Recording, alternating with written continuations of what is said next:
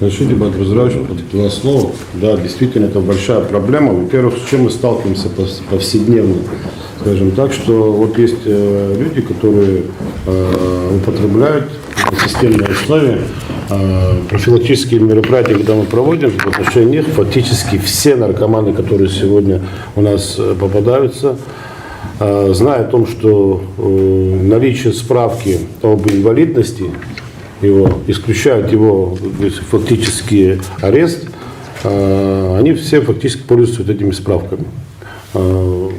Так, это люди далеко не инвалиды, но по факту у них есть эти справки. Я думаю, что здесь не только речь идет о рецептурных документах, а о самих документах, вот это об инвалидности. Нужно тоже, наверное, как-то мы комплексно можем подойти к этому. Если в рамках этого совета непосредственно мы можем создать рабочую группу, которая могла провести мониторинг вообще тех людей, кто действительно сегодня нуждается в таких препаратах и кто имеет такую инвалидность, потому что все-таки, я думаю, если мы это начнем упорядочивать, эту историю, потому что человек должен понимать, что он хотя бы будет нести наказание. Они сегодня знают, что они несут наказание. Элементарно вам скажу, здесь у нас есть такие некоторые притоны, которые периодически мы приезжаем, забираем фактически всех, и все через буквально там, в течение дня они находятся обратно на улице, на том же месте, потому что никаких мер мы в отношении них по закону принять не можем. Вот такая проблема, она у нас существует. И мы будем предлагать, конечно, рассмотреть. А касаемо рецептов, ну, если говорить как есть, то и даже если у каждой двери будет стоять сотрудник, все равно эти справки выйдут. Здесь же самое главное наладить форму и механизм работы контроля. Конечно же, сразу мы не сможем там массово наладить порядок и контроль за выдачей, значит, рецептурных препаратов. Но мы должны механизм разработать, который нам позволит в итоге прийти к тому, что мы упорядочим эту выдачу и в рамках бланков строгой отчетности. Давайте предлагайте эти механизмы, и выходить не надо бояться, что мы сможем. Нам этим просто надо заниматься. Так точно, Бадр Зуравович, если мы, вот, как министр здравоохранения отметил, мы поменяем, то есть планки строгой отчетности будут четко фиксированы, то мы можем отслеживать действительно, потому что есть такие справки, знаете прекрасно, любой врач расписался, поставил свой штамп, и все, он идет в поликлинику, получает. Такие вещи тоже есть. Если будут все фиксировано на спецбланке, подотчетно, я думаю, мы эту проблему решим. Тут и мера ответственности людей, которые выписывают то, о чем как раз говорил Астамур Карбеевич, надо усилить и меру ответственности. Что на сегодняшний день есть в Абхазии в помощь наркозависимым? Существует наркологический диспансер с 2000 года на 25 коек. Мы расширили своими силами еще койки до 32. Работает физически 16 врачей, из них 4 врача-психиатра-нарколога сертифицированных, 1 врач-реаниматолог, 3 врача-терапевта, 8 врачей-лаборантов. Все дни у нас есть дежурные врачи, и наш диспансер несет круглосуточное дежурство, как лаборатория, так и стационар. Вот. Всего за 2025 год через наш стационар прошло прошло 9102 человека. Из них только стационарное лечение прошло 1124 человека. Всего на учете состоит 3961 человек, из них по поводу наркомании, как все сказали уже коллеги, 1694 человека. Специфичным для Абхазии является использование различных наркотиков. То есть наши пациенты в основном сочетают употребление метадона с таблетированными аптечными препаратами. И это прегабалин, и сейчас наиболее доступными и легкими для них это нейрантин и фенибут. Также есть большая проблема с употреблением быстрых или дизайнерских наркотиков, таких как мефедрон, и отмечается тенденция употребления данного вида наркотика женским населением. Вот. Но деятельность вообще нашего диспансера имеет 3 направления. Это амбулаторный прием, стационарное лечение и лабораторная деятельность. Значит, амбулаторный прием ведется ежедневно, около 20, от 20 до 50 человек проходит через амбулаторный прием. Это и профосмотры, это и консультирование пациентов, консультирование родственников. Стационарное лечение ежедневно проходит от 12 до 22 человек в среднем. Проходит стационарное лечение. Вообще лечение наркомании имеет 3 глобальных блока, скажем так. Первое – это стационарное лечение, это дезинтоксикация, которая самая короткая, длится около 12-14 дней. Далее вот на этом этапе заканчивается та помощь, которую мы можем оказывать на территории Абхазии. То есть это стационарное короткое лечение, медикаментозное, дезинтоксикационное, 12-14 дней. Из-за того, что у нас нехватка все-таки, нету отделения, куда в дальнейшем мы должны перевести пациента в отделение реабилитационное. Стационар, это называется медицинская реабилитация, которая длится около 20 дней. У нас нет такой, к сожалению, реабилитации, поэтому пациента после непродолжительной дезинтоксикации мы вынуждены выписать уже родственникам. Если мы его оставим в стационаре, то он начинает контактировать с вновь поступившими пациентами, которые находятся в остром состоянии, и это может снижать эффективность лечения, привести к срывам, в связи с чем, и также у нас нет охраны, уже более 7 лет, наверное, у нас нет охраны в стационаре, и режим у нас, скажем так, открытый.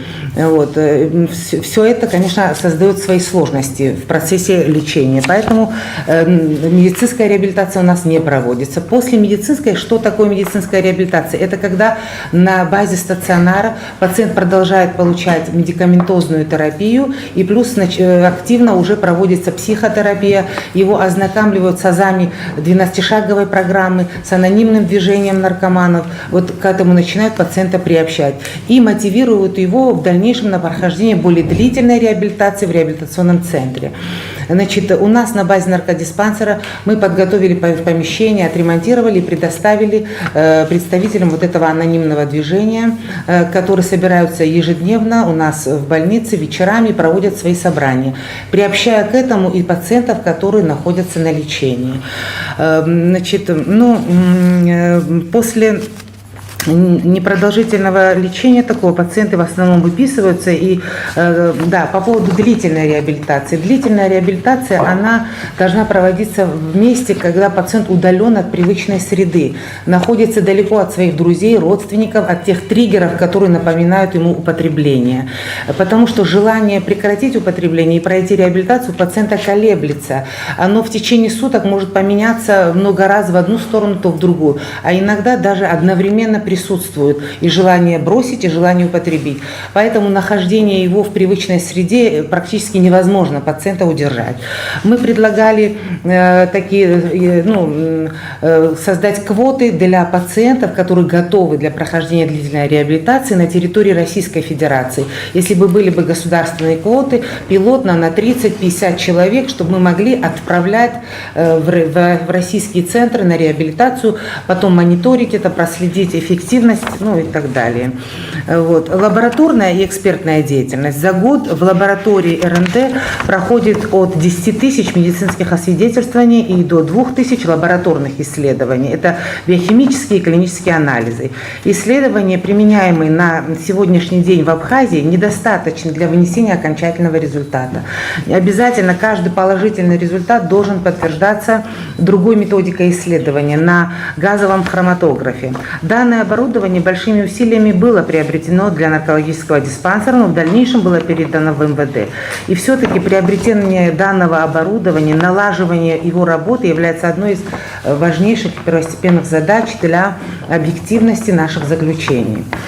Вот. В декабре 2009 года также была сформирована мобильная экспертная бригада, в функции которой входит осуществление выездных мероприятий вместе с сотрудниками МВД для проведения освидетельствования на предмет употребления наркотиков и алкоголя. Мобильной экспертной бригадой в 2025 году было осуществлено 209 выездов. Ну и подводя итог, вообще мне хотелось бы сказать, что есть какие-то моменты, которые нужно все-таки отрегулировать, привести в порядок. Нужно привести в должный вид нормативно-правовую документацию, утвердить новые инструкции и внести изменения и поправки в уже существующие. Нужно укомплектовать штат охраны все-таки или санитаров. Пациенты, которые обращаются к нам, часто находятся в состоянии, представляющем опасность для себя и для окружающих. И иногда требуется их удержание из-за их психического состояния. Ну, сейчас мы как-то выкручиваемся, вызываем наряд милиции, когда нужна помощь, но все-таки и для такой стабильной ситуации в стационаре, конечно, охрана нужна. В отделении необходимо проведение все-таки текущего ремонта. В течение 15 лет в наркодиспансере не проводилось никаких ремонтных работ. Все, что проводилось, это проводилось тоже силами диспансера. Вот. Создание реабилитационного отделения на базе наркологического диспансера, где пациенты могли бы пройти первый этап реабилитации медицинской. И в дальнейшем, уже если они будут готовы, можно было бы рассматривать их отъезд на более длительную реабилитацию, которая длится от 4 месяцев до года, в зависимости от индивидуальных особенностей пациента и от вида наркотика, который он употребляет. Также утвердить эти квоты пилотно хотя бы на 30 или 50 человек. Приобретение хроматографа не обязательно, и налаживание его работы. Нужно также совершенствовать систему первичной профилактики. Первичная профилактика – это профилактика для молодежи, которая еще не вовлечена в употребление, и нужно разработать единые методы профилактики, которые основаны не на запугивании, а на положительном примере.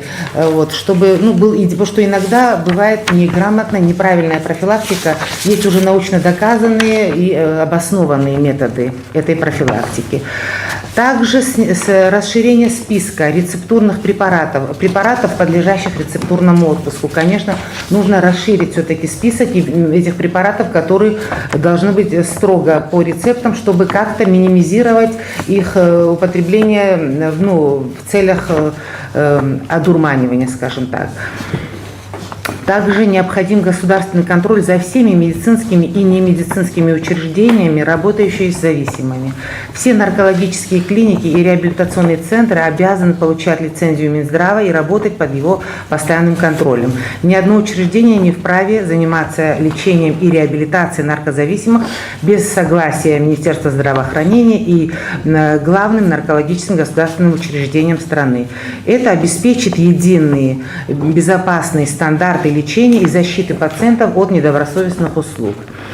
И комплексный этот подход, конечно, приведет к снижению уровня первичной заболеваемости и увеличению также процента пациентов, которые остались в ремиссии. И хотелось бы отметить в конце по поводу открытия наркологического центра в Гудауте. Конечно, идея расширения и доступности помощи, безусловно, правильная. Но хотелось бы обратить внимание в строгой нехватке специалистов узкой направленности в Гудаутской ЦРБ. И поэтому мне кажется, что более целесообразнее было бы изначально укрепить имеющийся диспансер, который уже укомплектован полностью штатами, помочь усилить, улучшить работу, подготовить специалистов, которые в дальнейшем могут тоже работать уже в регионах. А сейчас, имея здание отремонтированное и не имея специалистов, это будет, может, не совсем целесообразно потраченные средства. А за эти годы открываются ли частные реабилитационные центры? Да. Если да, то где набирают персонал, кто им дает возможность врачебную деятельность, это все-таки в том числе и врачебная деятельность? За время моей работы неоднократно открывались реабилитационные центры в Гаграх, в Пицунде, в Гулерипшах. Это были российские реабилитационные центры. И там проходили реабилитацию в основном граждане Российской Федерации. Ну, как-то они приходили, знакомились, я знала о их существовании, но они обращались за медицинской помощью иногда к нам, но их, как говорится, клиенты – это граждане, которые проживают в России, они привозят их в Абхазию, и здесь уже проходят реабилитацию. Буквально даже сегодня ко мне подходили такие люди, которые имеют планы там открыть центр реабилитационный, ну, пока они точно не знают, но, в общем, такие планы есть, и все-таки даже когда открываются российские такие центры, мне кажется, ну, должно это все идти через Министерство здравоохранения. Однозначно. Вот я как раз-таки к этому и задаю вопрос. Откровенно говоря, здесь не должно быть градации российских центров, абхазских. Если на территории Абхазии открывается центр, он однозначно является абхазским с учетом всех разрешительных документов, которые должны выдаваться Министерством здравоохранения. И, конечно же, методика всех этих центров отличается друг от друга. У нас должны быть единые стандарты, единые подходы лечения, реабилитации наркозависимых. В этом смысле полностью поддерживаю позицию. И надо будет разработать единый механизм подходов к открытию такого рода центров. И второй вопрос, не вопрос, а Стамур Карбевич, по желанию я вас прошу сформулировать позицию по отправке на реабилитацию в российские медицинские учреждения, значит, проработать вопрос с коллегами. Если будет необходимость, мы тоже включимся и окажем поддержку уже в рамках политического решения этого вопроса. Наверняка есть специалисты, которые не возвращаются, находят наиболее благоприятные условия для развития своей профессиональной деятельности. Но опять-таки наша скоординированность ведомств здесь может сыграть ключевую роль.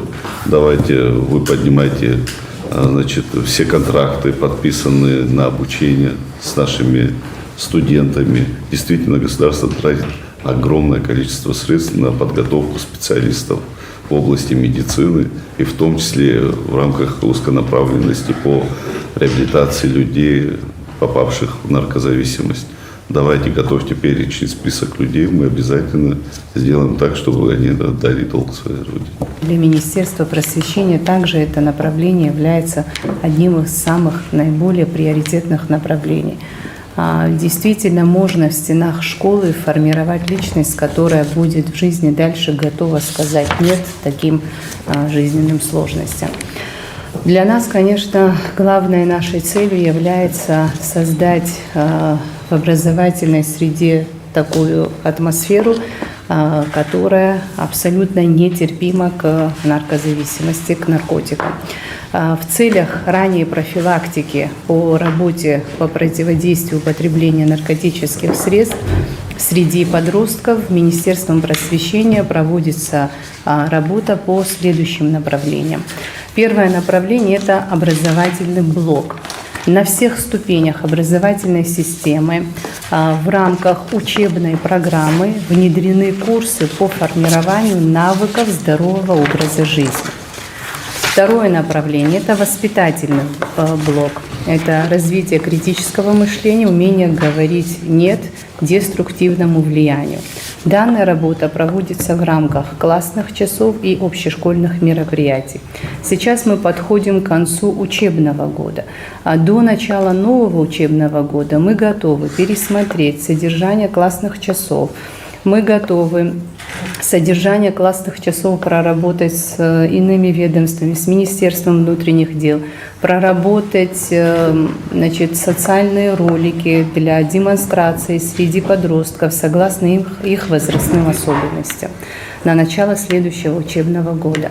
Третье направление – это альтернативная занятость, заполнение вакуума свободного времени подростков качественным досугом. В этом направлении действительно государством ведется немалая работа в части создания спортивных досуговых зон в разных районах нашей страны, но тем не менее сохраняется необходимость развития дополнительного образования, создания мест, площадок для развития творческих навыков молодежи согласно их спортивному потенциалу.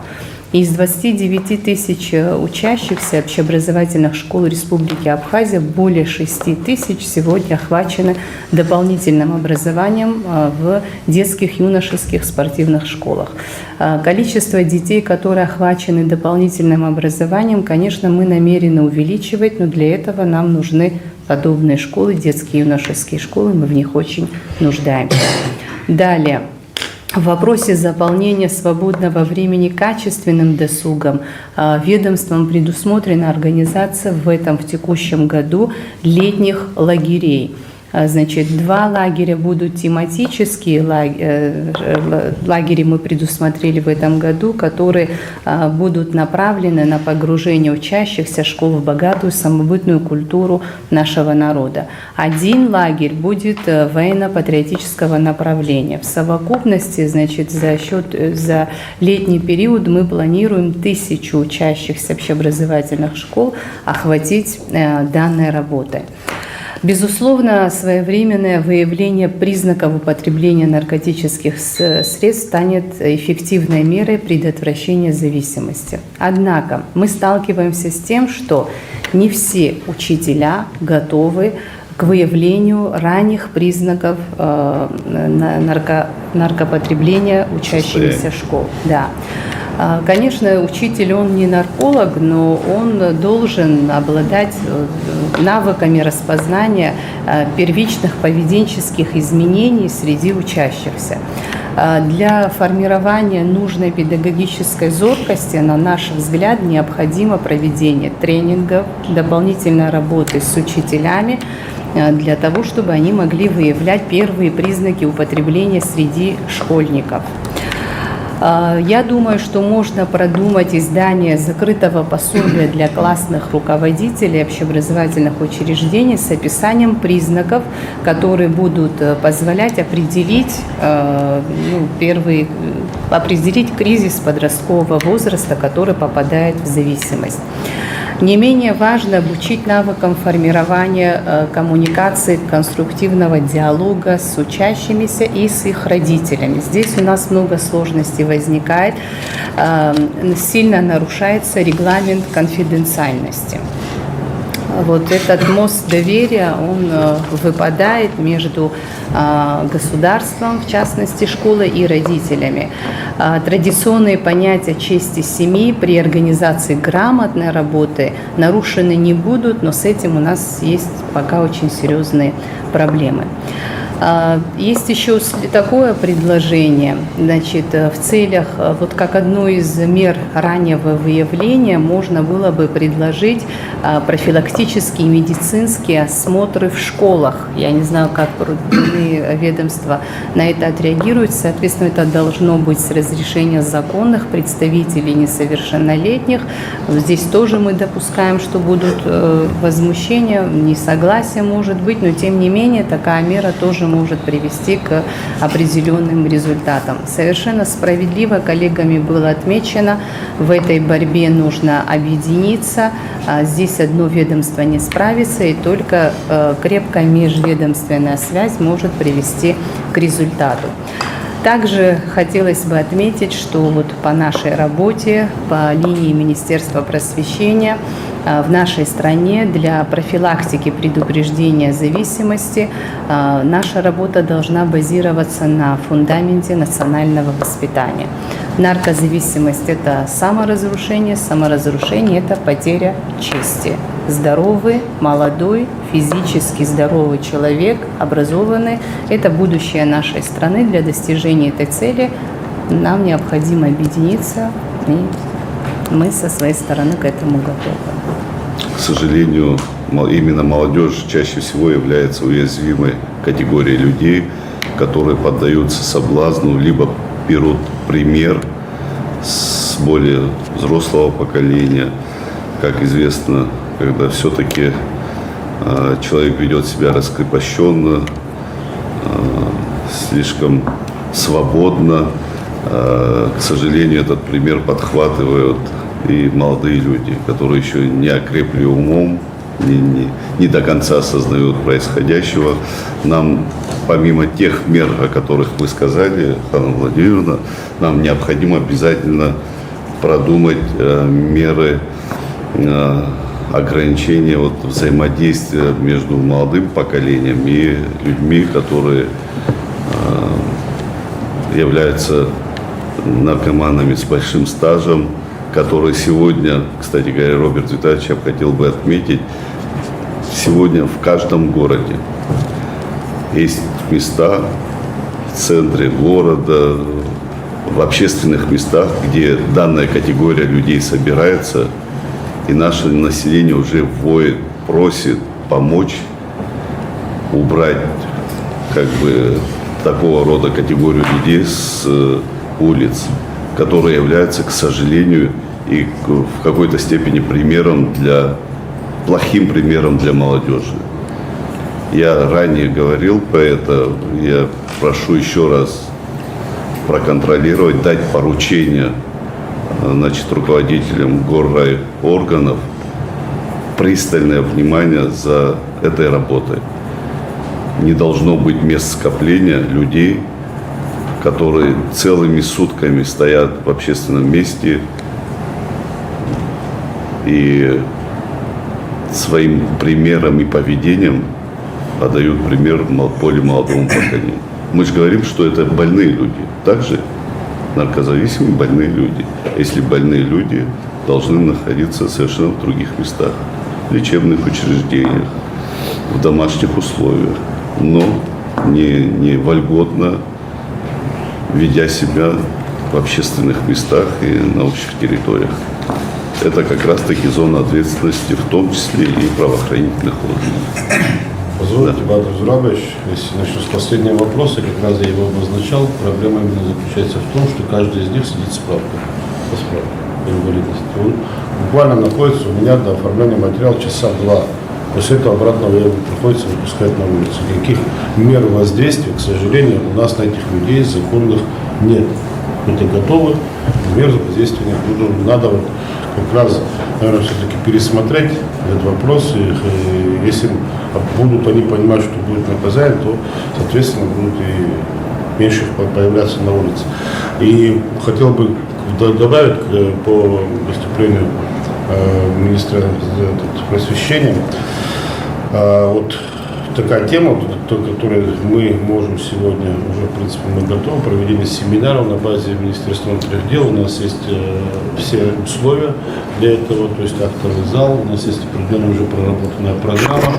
Мы можем туда привлечь непосредственно уже представителей нашего республиканского наркодиспансера для того, чтобы поработать с преподавательским именно составом. Потому как мы все прекрасно понимаем, что многое зарождается в среде школьной, в вузах, и отсутствие знаний, понимания того, как выглядит человек, который находится в одурманенном состоянии, так скажем, да, приводит к тому, что эти последствия потом иногда бывают необратимы. И по этому поводу мы считаем, одна из самых важных задач, так как многие родители, к сожалению, великому, мы обращаем внимание, что вообще не видят своих детей. Они считают, что их дети идеальны, им вообще не докажешь. И принудительное свидетельство проводить мы не можем, потому как это обычно приводит к серьезным последствиям, тем более несовершеннолетних детей. И вот такой вопрос, он будет важный, когда наши преподаватели будут видеть уже потенциально, давать нам сигнал, это, вот, конечно, в полном взаимодействии с органами внутренних дел, которые будут подключаться к этому процессу, выявлять этих детей, привлекать их родителей и уже в комплексе проводить эту работу, я думаю, даст существенный результат. Ну и помимо всего прочего, у нас как-то в нашем Абхазском госуниверситете мы проводили совещание с ректором АГУ, который попросил также обратить внимание на студентов, возможно, находящихся под наркотическим опьянением. Потому что есть случаи такие, но обратно же мы не можем их обязать.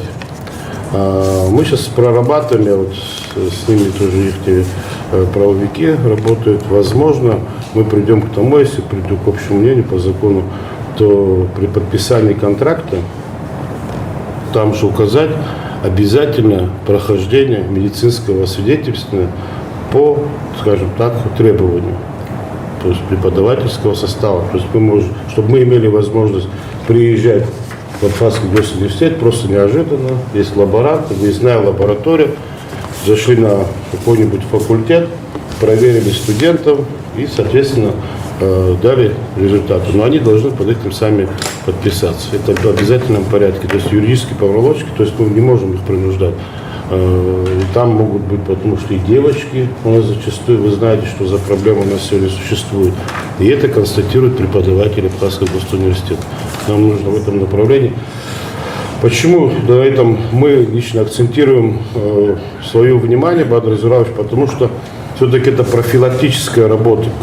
Те молодые ребята, которые сегодня, возможно, вынашивают мысль попробовать, либо начать заниматься употреблением наркотических средств, они будут понимать, что на ранней стадии в любое время у им есть какое-то противодействие. Сегодня его просто вообще нет. Я хочу начать с одного очень важного, показательного такого факта. Согласно недавно проведенному Госкомитетом исследованию среди молодежи Абхазии в возрасте от 14 до 30 лет, 53% респондентов назвали распространение наркотиков главной угрозой для своего поколения. Для сравнения, распространение алкоголизма как основную угрозу видят 5% опрошенных, а проблему безработицы 31%. В городской местности обеспокоенность выше 53%, чем в сельской 47%. Цифра, которая заставляет серьезно задуматься.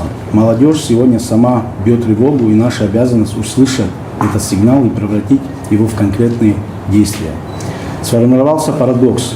При высоком уровне осознания угрозы 53% сохраняется низкая информированность о путях противодействия. Это указывает на разрыв между восприятием проблемы и знанием механизмов ее решения. Молодежь демонстрирует готовность к сотрудничеству, но испытывает дефицит доступных каналов для получения помощи и участия в профилактических программах. Полученные данные подтверждают необходимость развития целевых информационных кампаний, создания доступной консультационной инфраструктуры и усиления взаимодействия между молодежью и профильными институтами.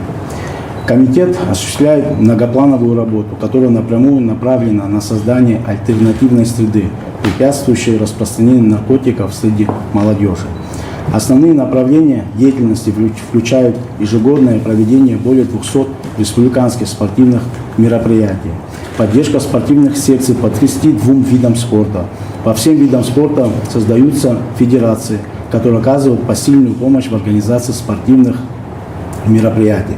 Организация спортивных лагерей, реализация грантовой программы молодежных проектов, направленных на традиционное производство и реализацию совместных проектов с российскими партнерами по линии молодежной политики. Участие более 1200 молодых граждан в форумной кампании, направленной на развитие коммуникации, просвещение, формирование здорового образа жизни, поддержка и развитие волонтерских программ. Все это формирует среду, где здоровый образ жизни становится социальной нормой, а молодежь получает возможность. Я, как председатель комитета по делам молодежи и спорта, хочу подчеркнуть, проблема наркомании – это не просто вопрос правоохранительной деятельности, это сложный социальный недуг. И бороться с этим мы должны все вместе, помогая друг другу. Ситуация требует от нас комплексного подхода, который мы выстраиваем по нескольким ключевым направлениям. Первое направление – информационно-просветительское направление. Активно расширять программы в учебных заведениях. Но это не просто лекции о вреде наркотиков. Это интерактивные семинары, встречи с психологами, бывшими зависимыми, их семьями, которые наглядно демонстрируют разрушительные последствия. Наша цель – не запугать молодого человека, а сформировать у него осознанный и стойкий иммунитет к любым предложениям попробовать наркотики. Именно личные истории вызывают самые сильные эмоциональные отклики и заставляют задуматься. Второе и крайне важное направление – организация досуга. Свободное время молодежи – это поле битвы за ее будущее. Пустота и скука – главные союзники порока. Наша задача – заполнить эту пустоту смыслом, увеличивать финансирование, открывать новые секции по самым разным видам спорта, от традиционных до современных. Поддерживать развитие творческих клубов, молодежных центров, волонтерских движений и туристических организаций. Создавать доступные, хорошо оснащенные пространства, где каждый молодой человек может реализовать свои таланты и энергию. Третье направление – межведомственное взаимодействие. Мы не должны работать в вакууме. Пора уже нам всем вместе тесно сотрудничать с Министерством здравоохранения для внедрения программ психологического тестирования и консультирования, с Министерством внутренних дел для пересечения каналов распространения и работы с группами риска, с Министерством просвещения для интеграции и профилактики в учебных процессах. Только общими усилиями мы можем создать единое профилактическое пространство. Четвертое. Работа с группами риска. Особое внимание требуется уделять молодым людям, оказавшимся в трудной жизненной ситуации. Это точечная работа социальных служб, психологов, наставников. Начать развитие программы реабилитации и реабилитации для тех, кто уже оступился, давая им второй шанс вернуться в нормальную жизнь. Профилактика – это не статья расходов, это самая выгодная инвестиция в национальную безопасность и будущий суверенитет нашего государства. Мы не можем решить эту проблему разом, но мы обязаны делать последовательные и уверенные шаги каждый день. Работа предстоит масштабная, и каждый должен понимать и конструктивно сотрудничать друг с другом. Уважаемый Бадыр Зурабович, мы считаем, что каждый молодой человек, неважно в каком он состоянии, должен ощущать поддержку, и он должен понимать, что он нужен стране. Спасибо большое, Рашид Иванович. А я бы хотел бы, ссылаясь на ваш доклад, еще раз озвучить статистику, которая волнует основные вопросы, которые волнуют молодежь и считают главной угрозой – это наркомания. 53% – это как раз-таки то, что нам придает уверенность, что именно и при поддержке молодежи надо проводить эту работу по пропаганде здорового образа жизни, бороться с этим недугом именно при помощи молодых людей, которым легче порой могут донести до своих сверстников о пагубности образа жизни, который, конечно же, сегодня является проблемой для многих людей и для многих молодых людей, отметил бы. Поэтому давайте активно вовлекать в эту программу молодежь. Обязательно надо, чтобы была и наглядная, так скажем, агитация, и работа профилактическая молодых людей в рамках деятельности всех органов государственной службы. Не менее важный фактор – это привлечение молодежи. Прошу. Регулярно проводим совместные мероприятия с Министерством внутренних дел. Есть много реализаций совместных с УКОНом. Недавно с нами был пойман так называемый распространитель-закладчик. Более 400 грамм метадона было при нем. Служба государственной безопасности регулярно ведется мониторинг в данном направлении. Отдельно управление задействовано в данном вопросе. Что касается вопроса Совета Безопасности, также в службе госбезопасности были проведены ряд проверок.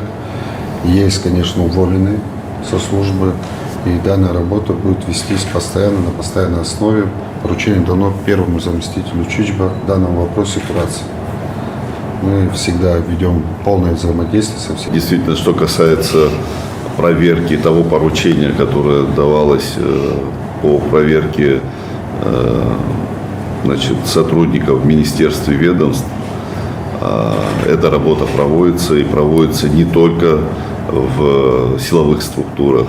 Это очевидно, что силовые структуры основные ведомства, которые необходимо проверять, но также проводится и в гражданских ведомствах, в министерствах, в госкомитетах и управлениях. Эта работа должна быть продолжена. Может, зачастую она не видна для широкого круга людей, но мы здесь эту работу проводим не для того, чтобы устроить шоу или публичное наказание для отдельных личностей. Мы это делаем для того, чтобы очистить ряды госслужащих от людей, которые являются наркозависимыми. И эту работу обязательно нужно будет продолжить. Тема злободневная и актуальная. Она не сейчас появилась, она появилась у нас практически после военный период, потому что если до этого люди стеснялись, кто употреблял наркотики, а последние вот эти 30 лет они практически уже в открытую никого не стесняются, как вы сказали, они все появляются в общественных местах и прочее. Но силами одних силовых структур, конечно, это не побороть. Здесь должны заниматься единым фронтом все. Это и, в первую очередь семья, школа, общественность.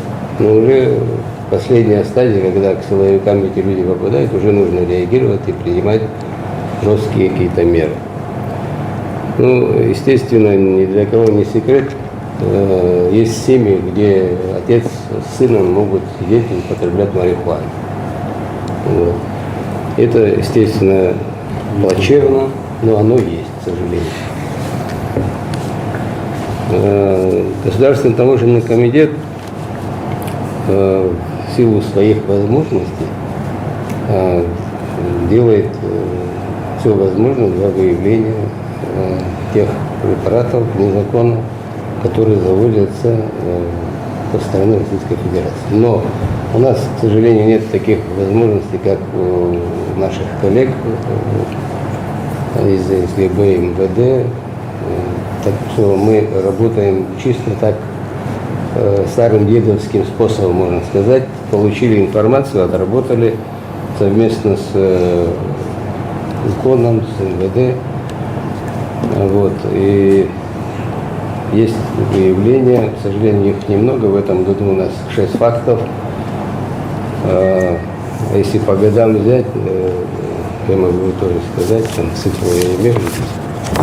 Значит, у нас было в 2021 году выявлено 2 факта, в 2022 18 фактов, в 2023 было 10 фактов, в 2024 9 фактов, в 2025 14 фактов. Это все при пересечении государственной границы. Вот.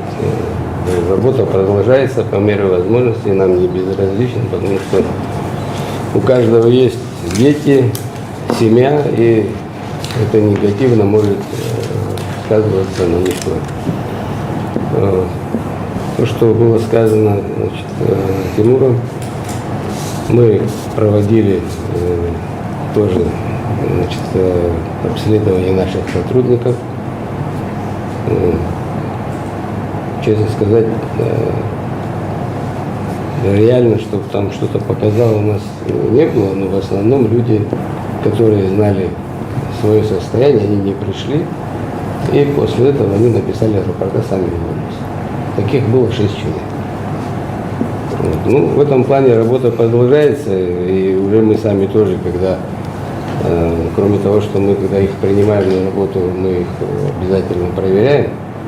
Вот. Ну и после этого все остальное время, пока они служат, мы ведем мониторинг, сами тоже выявляем, не стесняемся и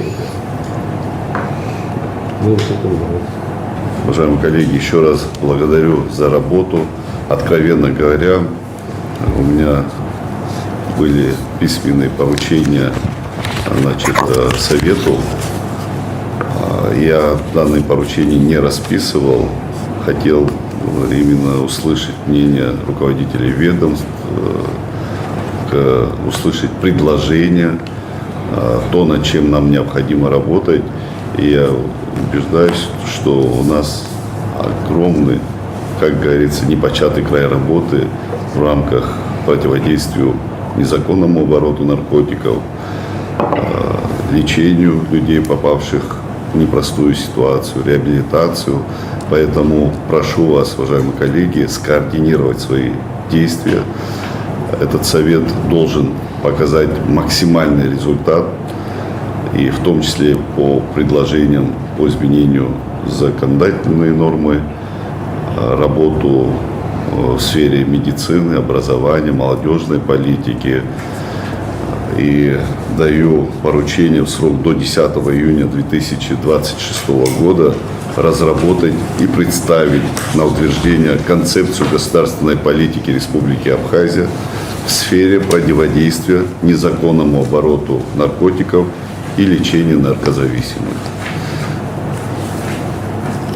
Прошу в рамках отпущенного срока представить концепцию, наполненную теми необходимыми инициативами, о которых мы сегодня говорили.